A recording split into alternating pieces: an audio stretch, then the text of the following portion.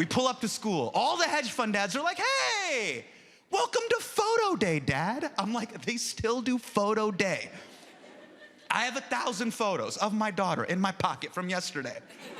We're still doing one photo like it's the goddamn 1800s. Just today, we shall take one photo of your daughter. Come, sit upon the wooden stool. Turn, look back at it. Here is a photo of your firstborn blinking. No retakes. I'm like, that seems fair. $89.99. Thank you, Life Touch. I always get these emails from the kids' school that I gotta come in. It's Terrific Tuesday. Make sure you come in. And you're like, terrific? What the fuck is terrific Tuesday? Well, you come by the school and you tell the kids how terrific they are. And I'm like, well, okay, Thirsty Thursday. It's Thirsty Thursday, come by. You know, you help the kids fill their water bottles on. I'm like, my father literally came to school one fucking time my whole school career.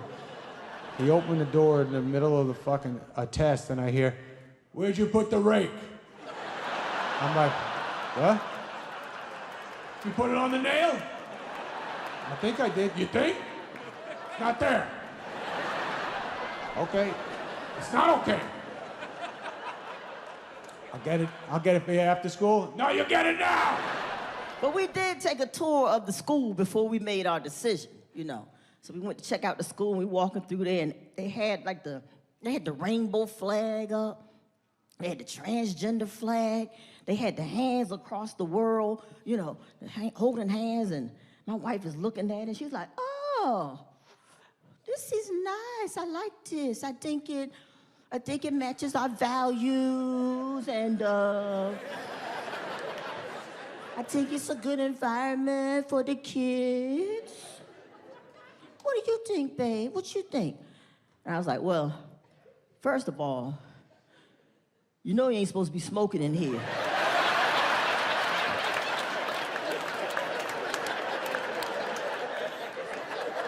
It's a public building. What you doing?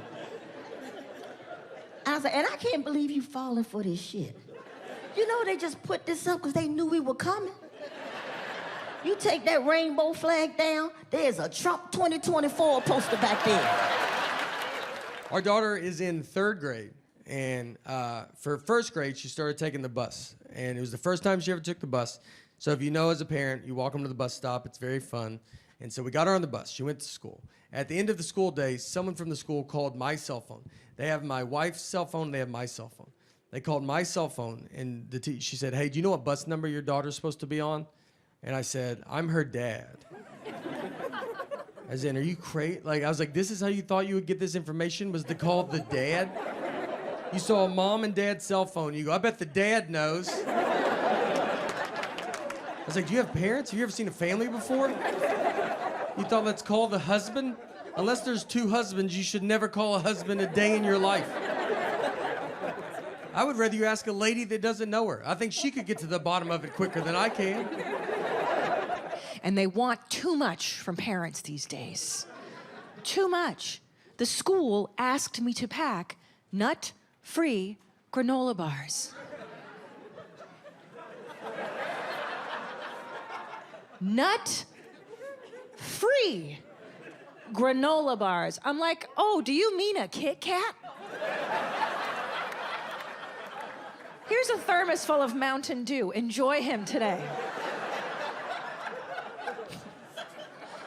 Insanity. They gave my three-year-old, a progress report.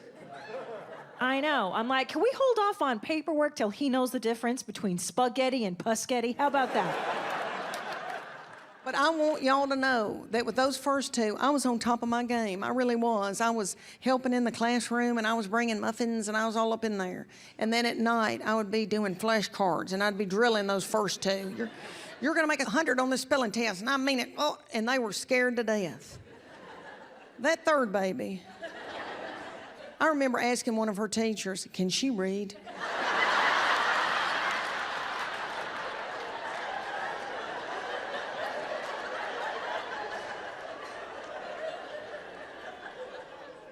We went to meet her first grade teacher, and I had a minivan, and I know we got there. I know they had clothes on. But, you know, when they were little bitty, I mean, it was just like a swarm of bees, and I don't even know how we got anywhere. I was so crazy. And we went to meet this first grade teacher, and I just didn't pay attention what was going on. And we walk in there, and this first grade teacher has no makeup on and Birkenstocks. And I look down, and my baby child, 6 years old, has got on full contour makeup. Lee press-on nails, so they're this long, and she's gone.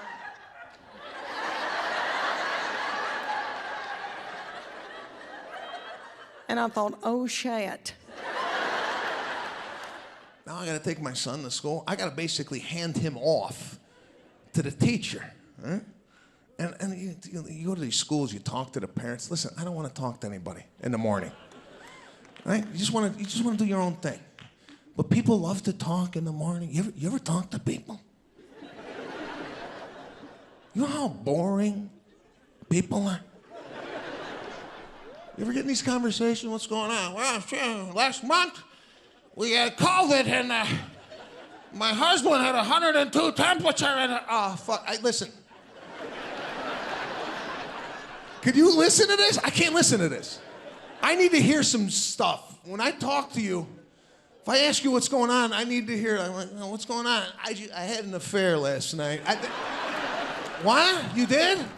What happened? That's what I want to hear. I want to hear about your cold. This right here, this reminds me of assembly in grade school. And assembly was the only part of school I ever liked. And once you leave school, you don't get to have assembly. This is the closest we get in adult life to assembly. Because look at you all, you're just sitting there in chairs, looking at a guy with absolutely no expertise who's gonna talk for a while. Although this is different than assembly, because like you bought tickets, you knew this was coming. Assembly, you never knew was coming when you were a kid. You just showed up at 8 a.m. and they were like, put down your stuff. Go to the gym. You're like, God, I guess they're finally gonna kill us all, all right. This is younger than I thought it would be, but we are pretty big assholes. You get to the gym and the whole school is sitting on the floor. You're like, what are we, about to graduate from Tuesday? My principal would always come out to kick things off. She'd be like, children, rather than continue to teach you how to read, we have cleared the entire day for this random guy. My oldest, Lola, was a senior in high school, right? And they went on a class trip. It was time for a class trip. Now, fancy school has a fancy trip.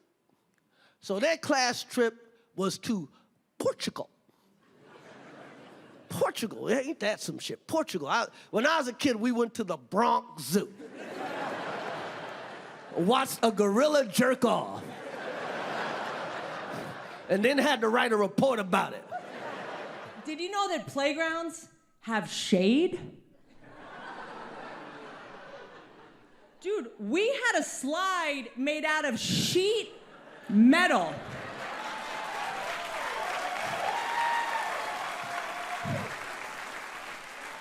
It would bake in the hot sun.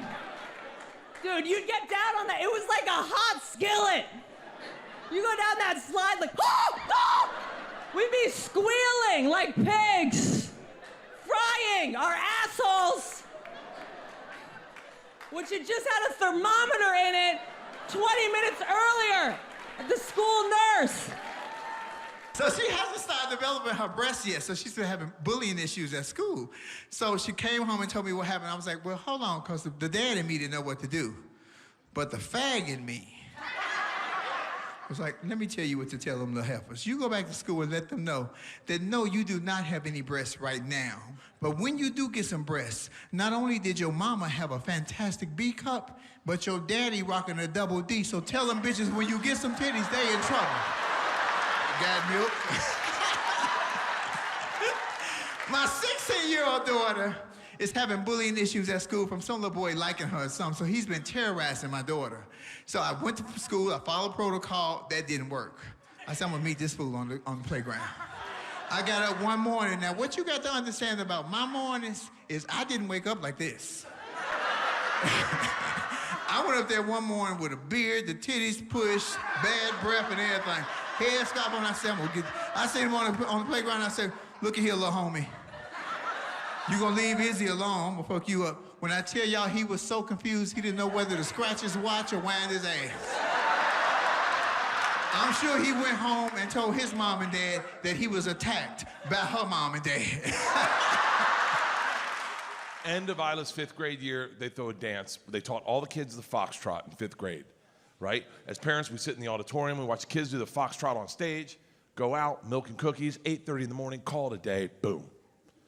We show up at 8 o'clock, kids aren't on stage, kids are in the auditorium, teacher's off to the side, she's crying, parents are irate. It's a shit show. Pull us outside as the parents, teacher addresses the parents. All I can do is apologize.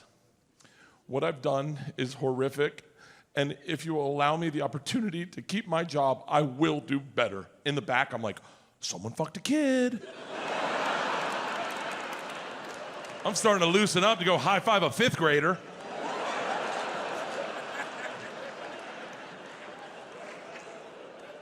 And she says, 2 weeks ago, in preparing for this dance, I assumed your children's gender, and I paired them up boy-girl. Now, I understand what an egregious error I have made, and if you give me an opportunity, I will show you I'm not the monster you think I am. Now, hold on. I want to say this real quick, just so we're clear. I want every child in this world to feel 100% awesome 100% of the time, and I'll do whatever I can to make that happen. That is how I feel.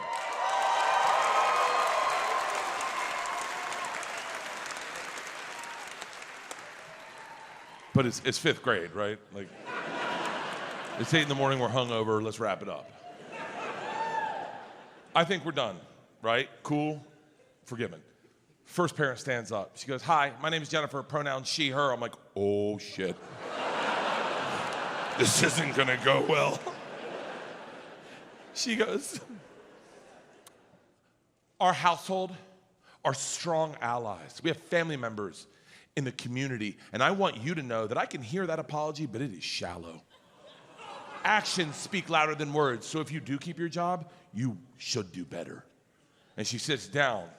Now, I don't know if you know how this works, but the next parent has to out-liberal the first parent. You can't just be like, because then you look like Alex Jones. Frogs are gay, woo! And it goes around the horn. They light this bitch up left and right. And the teacher, God bless her, she's taking it on the chin. Until it gets to me and Leanne, I'm like, I'll take this. Leanne's like, please don't. I said, hi, my name's Bert. I'm Isla's parent.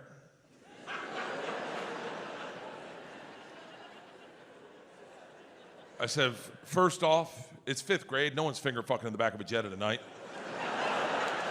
It's 8:30 in the morning. Everyone's listening now, right? I said, as Isla's parent, it goes without saying that I do not care if my child dances with a boy or dances with a girl. I will do everything in my power to love her and support her. Yeah.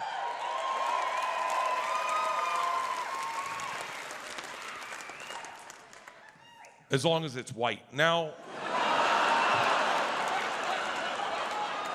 how do you not go for the fucking joke?